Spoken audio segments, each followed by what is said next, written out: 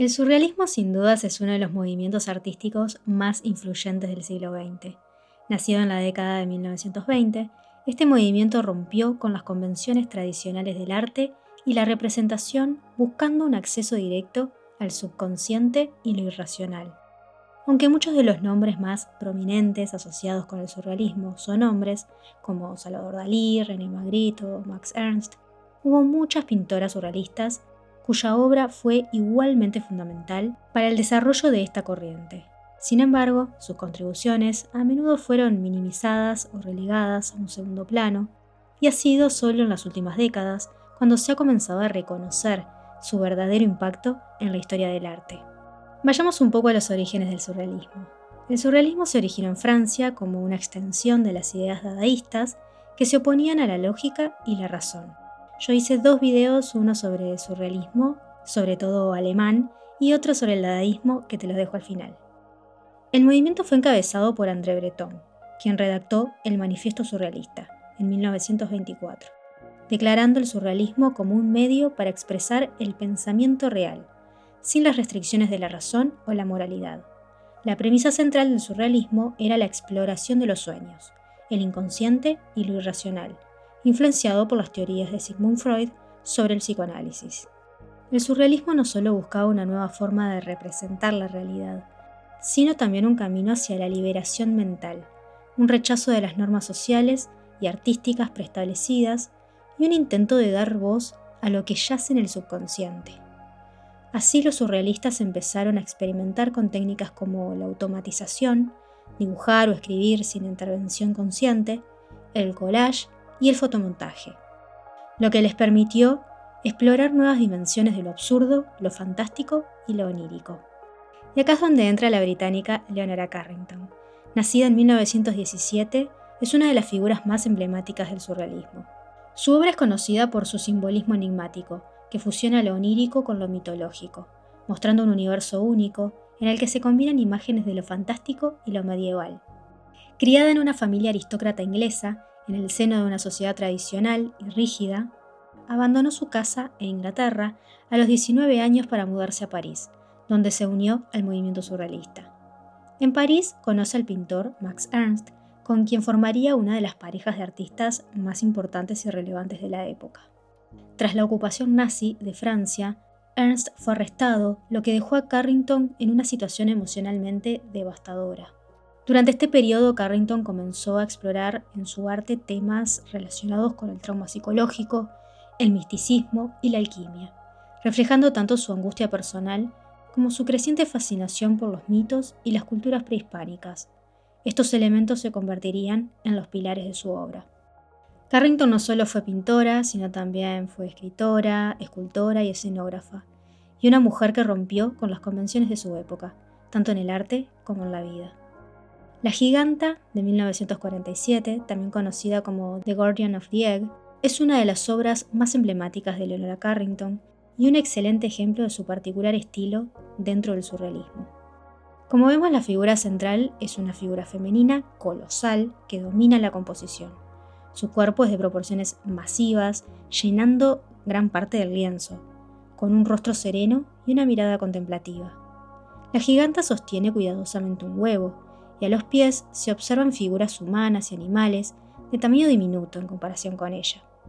Estas están involucradas en actividades diversas, creando una sensación de un mundo en miniatura bajo la protección de la gigante. El entorno es característico del surrealismo de Carrington, un paisaje que mezcla elementos reconocibles con lo fantástico e ilógico en un plano. Un suelo campesino, un intermedio marítimo con ballenas y otros seres y un cielo de pájaros. La figura de la giganta se interpreta a menudo como una representación de la diosa madre, una fuerza primordial de la creación y la fertilidad. El huevo que sostiene refuerza esta idea como símbolo de potencial, nacimiento y nuevos comienzos. La manera delicada en la que la giganta sostiene el huevo sugiere un acto de protección y cuidado hacia la vida que está por surgir. Las figuras diminutas a sus pies podrían representar la humanidad o el mundo natural bajo su amparo. El contraste drástico de escalas entre la giganta y las otras figuras crea una sensación de asombro y misterio, pero también nos puede sugerir nuestra propia insignificancia como individuos frente a fuerzas cósmicas o arquetípicas, o la perspectiva de una figura materna omnipresente. Carrington a menudo exploró temas relacionados con la feminidad y el poder femenino en su obra. La giganta puede verse como una afirmación de la fuerza inherente y la capacidad generativa de lo femenino, apartándose de las representaciones patriarcales tradicionales. Carrington desarrolló una rica mitología personal en su arte, influenciada por leyendas, la alquimia y sus propias experiencias. A menudo en la obra de Carrington, las figuras femeninas están intrínsecamente ligadas al entorno natural. La giganta no es una excepción, con su presencia imponente sobre el paisaje, sugiriendo una profunda conexión entre la mujer y la tierra. Luego tenemos el autorretrato. En esta obra temprana se autorrepresenta con una hiena domesticada a sus pies y un caballo blanco en el fondo que parece huir o liberarse. El caballo representa la libertad, una figura constante en su obra, mientras que la hiena simboliza lo salvaje y lo femenino reprimido. Además, Carrington rompió con la idea tradicional del arte de la mujer, al crear una obra que era tanto política como profundamente personal. Su trabajo no solo explora lo onírico, sino que también refleja una crítica a la opresión social y a los roles de género establecidos. Pero The Lovers, o Los Amantes, de 1987, es quizá una de las pinturas más significativas del trabajo de Leonora Carrington, combinando escenarios oníricos con imágenes simbólicas. La obra representa una escena enigmática dentro de lo que parece ser una tienda de campaña. En el centro de la composición se encuentran dos figuras en una cama, con cabezas de colores, uno rojo y otro azul, llamativos. Están rodeados por varias figuras encapuchadas, vestidas, con túnicas blancas y tocados negros, parecidos a unos monjes.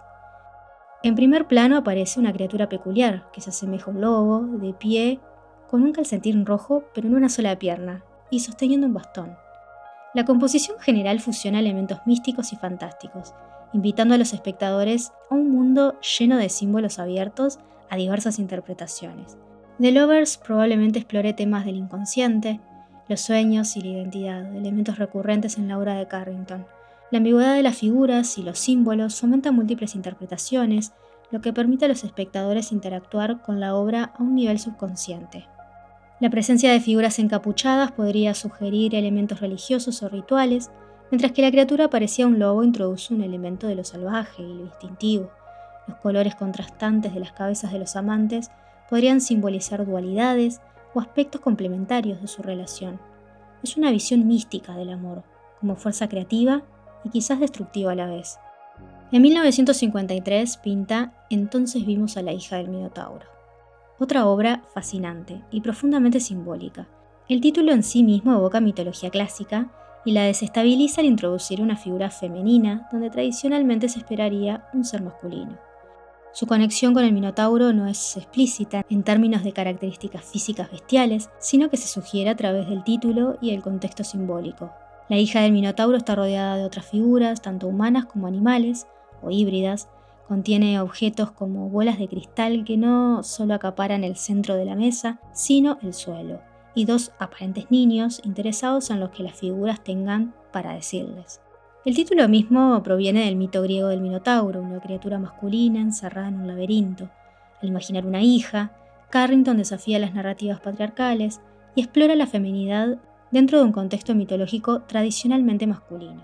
Mientras hacía este video me topé con un comentario sobre esta pintura muy interesante, que decía que la figura central se parece a un tipo de polilla conocida en español como mariposa luna. Es una mariposa nocturna.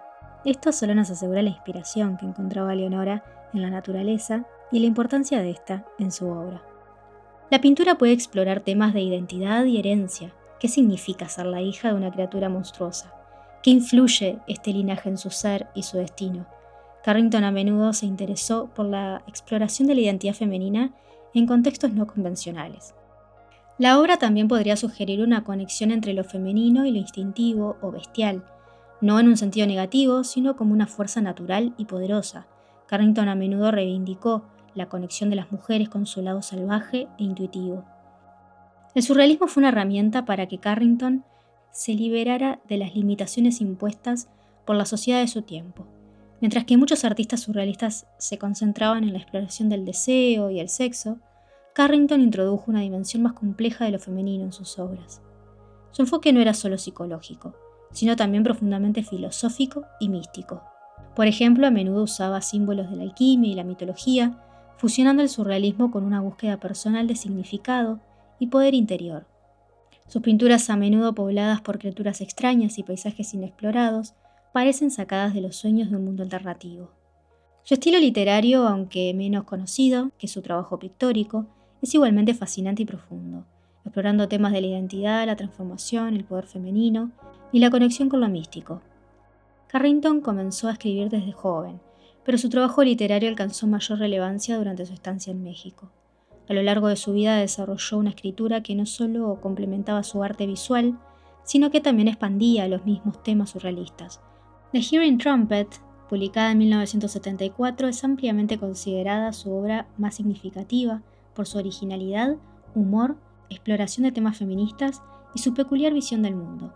La novela narra la historia de Marian, una anciana de 92 años a la que su mejor amiga, Carmela, le regala una trompeta acústica, que le ayuda a descubrir que su familia la quiere internar en una residencia para ancianos. A partir de este punto, la narrativa se desenvuelve en una serie de eventos cada vez más absurdos, oníricos y surrealistas que se convierten en un microcosmos de la sociedad y sus convenciones. La novela desafía las representaciones tradicionales de la vejez como un periodo de declive y pasividad. Marian y sus amigas son personajes activos, rebeldes y llenos de vitalidad, que se resisten a ser marginadas y silenciadas por una sociedad patriarcal que las considera invisibles. La novela está impregnada de un humor y un sentido del absurdo que desafían las expectativas del lector. Las situaciones grotescas, los personajes excéntricos y los diálogos inesperados generan una comicidad que critica la hipocresía y la rigidez de la sociedad. Su originalidad, su humor y su exploración de temas relevantes como la vejez, el género y la libertad individual le han convertido en una novela de culto y una fuente de inspiración para muchos escritores y artistas. En 1942, Carrington se trasladó a México, donde encontró un entorno que favoreció su creatividad y le permitió continuar desarrollando su arte de manera más libre.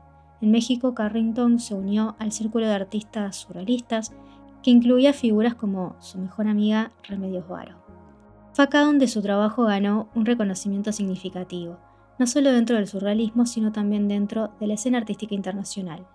En México, Carrington continuó desarrollando su estilo único y en muchos casos sus obras reflejaban la rica mitología y tradiciones prehispánicas del país. El legado de Leonora Carrington va más allá de sus pinturas. Fue una figura profundamente influyente para las artistas feministas y surrealistas de las generaciones posteriores. Su capacidad para combinar lo personal con lo universal, lo onírico con lo místico, hizo que su obra hablara de la búsqueda de la identidad, la autonomía y el poder femenino. Con su obra, Carrington nos recuerda que la magia, la transformación y el poder inconsciente están a nuestro alcance, y que a través del arte podemos descubrir el mundo oculto que habita en nosotros mismos. No te olvides de suscribirte, que me ayudas un montón, y nos vemos la próxima con otro video. Que tengas una hermosa semana. Chao.